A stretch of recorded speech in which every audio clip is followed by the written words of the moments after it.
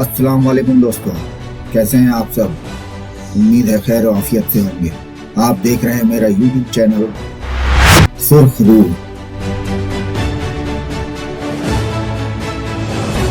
इस एपिसोड के आगाज में आप देखेंगे मेहमान खाने में सादतीन अपने घोड़े पर सवार होकर अपने सिपाहियों से मुखातिब होते हुए कहता है, जिसने भी हमारी सलामती को ललकारा है, जिसने भी सुल्तान अलाउद्दीन को नजरअंदाज करके गद्दार तुर्क कबीलों को अपने साथ मिला लिया है, उस शहजादे यगीद का ठिकाना हमने ढूंढ लिया है और ये अब हमारी जिम्मेदारी है कि हम अपने सुल्तान और अपनी रियासत को मजबूत कैसे बनाएं। जिन लोगों ने भी शहजादे यगीद की अतात की है उन लोगों को मार दिया जाएगा। फिर सादतीन जोश में अपनी तलवार निकालते हुए कहता है, उन लोगों को हमारी तलवार का सामना करना होगा। फिर सारे सिपाही सुल्तान अलाउद्दीन जिंदाबाद के नारे लगाते हैं और वहाँ से रवाना हो जाते हैं। दूसरी तरफ शहजादा यगीद तुर्गुत के पास जाता है और सिपाहियों को वहाँ से भेज देता है। तुर्गुत कहता है कि अगर तुम मुझे मनाने आए हो कि मैं तुम्हारी अतात कबूल कर लूं तो अपने अल्फाज जाया मत करो और यहाँ से चले जाओ। मैं तुम्हारी अतात कबूल नहीं करूंगा। यगीद कहता है, मुझे सुल्तान बनने की फिक्र नहीं है, बल्कि मुझे तुम्हें बचाने की फिक्र है। मैं तुम्हारे एहसानों को भूला नहीं हूँ, बल्कि ये सब मुझसे नोयान ने जबरदस्ती करवाया है। उसने मुझे दुंदार को मारने की धमकी दी, इसीलिए मैं इस खेल में शामिल हुआ था। अब मैं तुम्हें यहाँ से बचाना चाहता हूँ ताकि तुम अर्तुरुल भाई के साथ मिलकर इन लोगों का सफाया कर सको। इसके बाद यगीद बड़ी होशियारी से तुर्गुत के हाथ में एक खंजर देता है और उसको मारता है ताकि किसी को शक न हो। फिर वो तुर्गुत के मुंह पर लात मारकर कहता है, अगर तुम मेरी अतात नहीं करोगे तो तुम यहीं पर बंधे रहोगे। ये कहकर वो वहां से चला जाता है। दूसरी तरफ तुतिकिन अपने सिपाहियों के साथ घोड़ों के पास खड़ा होता है। इतने में सिपाही सामसा उसे आकर बताता है कि कबीले के करीब बोआज को देखा गया है। तुतिकिन कहता है, फौरन घोड़ों पर सवार हो जाओ, हम अभी यहाँ से निकल रहे हैं। इसके बाद वो सब सिपाहियों को लेकर कबीले से रवाना हो जाते हैं। दूसरी तरफ सुंगरतकिन भी अपने सिपाहियों को लेकर नोयान की तलाश में था, क्योंकि सादतीन ने उसे नोयान की जगह के बारे में बता दिया था। सुंगरतकिन अपने सिपाहियों को उस जगह पर अलग अलग तैनात कर देता है और उनसे कहता है, नोयान किसी भी वक्त यहाँ आ सकता है, इसीलिए आप सब लोग तैयार रहें। दूसरी तरफ सिपाही अर्तुरुल को लेकर एक जगह रवाना हो जाता है और रास्ते में बामसी और द्वान भी उनका पीछा कर रहे होते हैं। दूसरी तरफ तुर्गुत खंजर की मदद से रस्सी काटने में कामयाब हो जाता है। फिर वो सिपाहियों को अपने पास बुलाता है।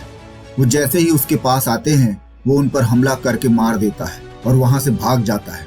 इसी दौरान मंगोल सिपाही उसे भागते हुए देख लेते हैं और शोर मचाने लगते हैं कि कैदी भाग रहा है। फिर सारे मंगोल सिपाही उसके पीछे भागने लगते हैं। दूसरी तरफ सिपाही अर्तुरुल को लेकर एक जगह पर रुक जाता है और कहता है, हमें यहाँ से आगे पैदल ही जाना होगा। इसके बाद वो अपने घोड़े वहां पर बांध देते हैं। इसी दौरान एक तरफ से कुछ सिपाही निकलकर अर्तुरुल के पास आते हैं और कहते हैं, यहाँ से तुम्हारी आंखों पर पट्टी बांध दी जाएगी और फिर यहाँ से आगे ले जाया जाएगा और अपनी तलवार भी दे दो।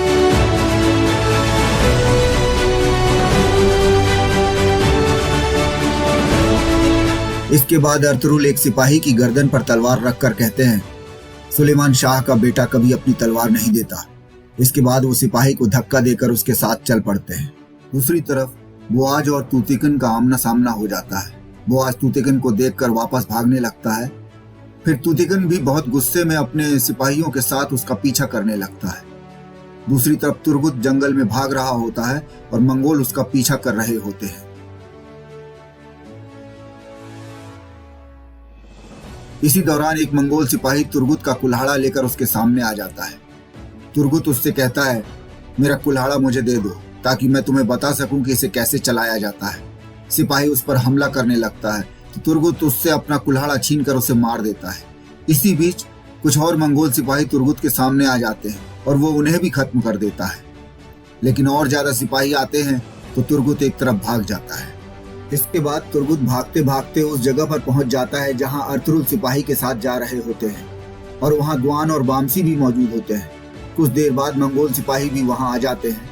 ये देखकर द्वान और बामसी भी बाहर आ जाते हैं और उनके बीच लड़ाई शुरू हो जाती है।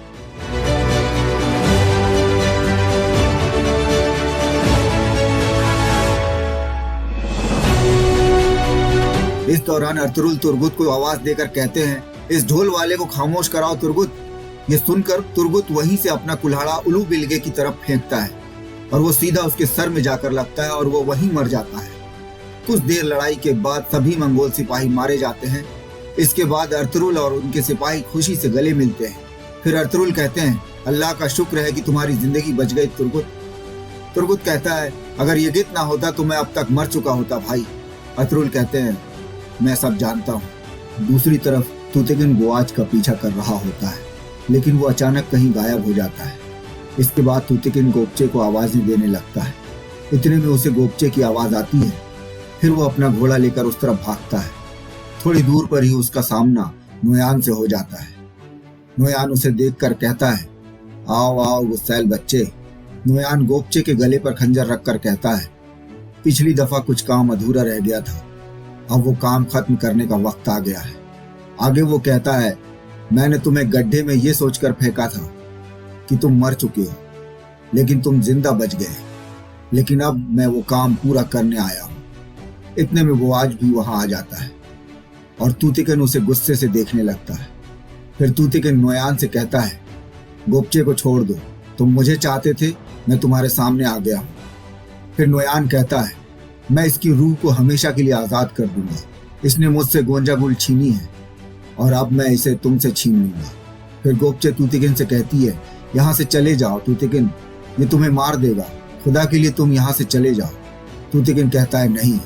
फिर गोपचे कहती है, मैं तुम्हारी थी और हमेशा तुम्हारी ही रहूंगी तूतिगिन।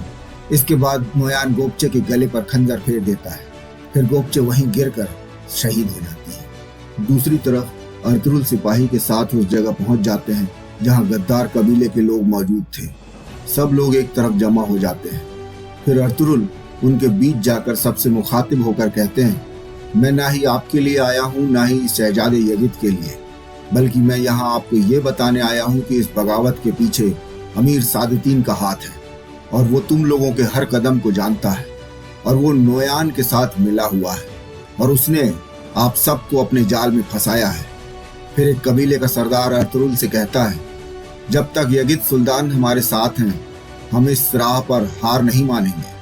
अर्तुरुल कहते हैं, अभी भी आपको समझ नहीं आ रही कि सादतीन किसी को भी मार सकता है जो भी उसकी अतात नहीं करेगा, और हो सकता है वो अपने सिपाहियों को लेकर अभी यहाँ आ रहा हो।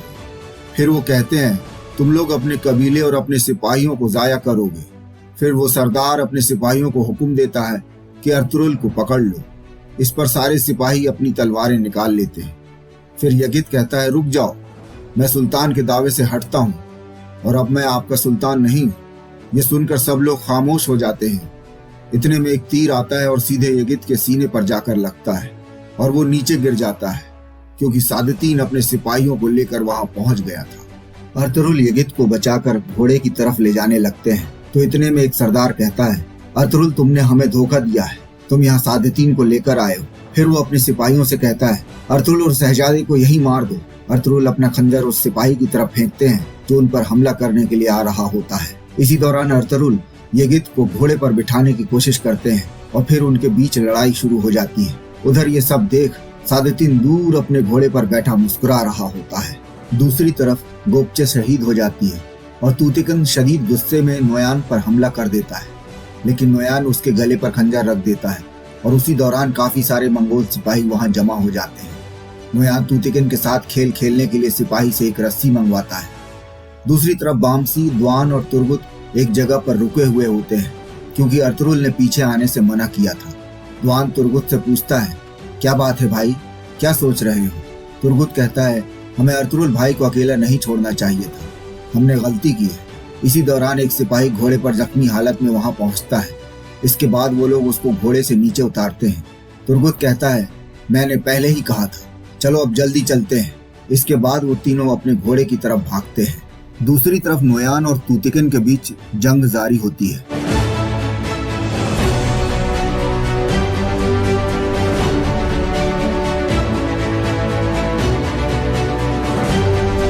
इधर अर्तुरुल अकेले सिपाहियों से लड़ रहे होते हैं और इतने में उनके तीनों साथी भी वहां पहुंच जाते हैं।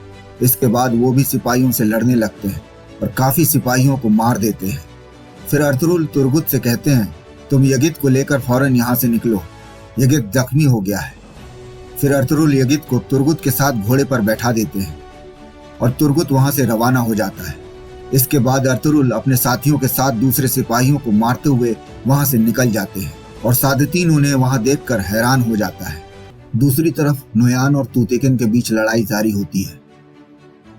इसी दौरान नोयान तूतिकन के पेट पर वार कर देता है और वो जख्मी हो जाता है। फिर तूतिकन भी उस पर हमला करने के लिए बढ़ता है, लेकिन नोयान अपना खंजर उसके पेट में आर पार कर देता है। फिर नोयान तूतिकन से कहता है, गुस्सैल बच्चे, तुम उस जंग में हिस्सा मत लिया करो जिसमें तुम जीत नहीं सकते। अपनी बीवी को इस हालत में देखकर तुम मरोगे। इसके बाद तूतिकन भी गोपचे के पास गिर जाता है। फिर नोयान अपने सिपाहियों को चलने का इशारा करता है और वो उन्हें लेकर वहां से निकल जाता है और बोआज भी वहां से निकल जाता है। इसके बाद तूतिकन गोपचे के हाथ पर अपना हाथ रखता है और फिर उसे वो बातें याद आती हैं जिसमें गोपचे ने कहा था, प्यार करना आपने मुझे सिखाया है, मुझे बचपना छोड़कर एक असल औरत बनना सिखाया है। और तूतिकन कहता है, और तुमने मुझे एक असल आदमी बनना सिखाया है गोपचे।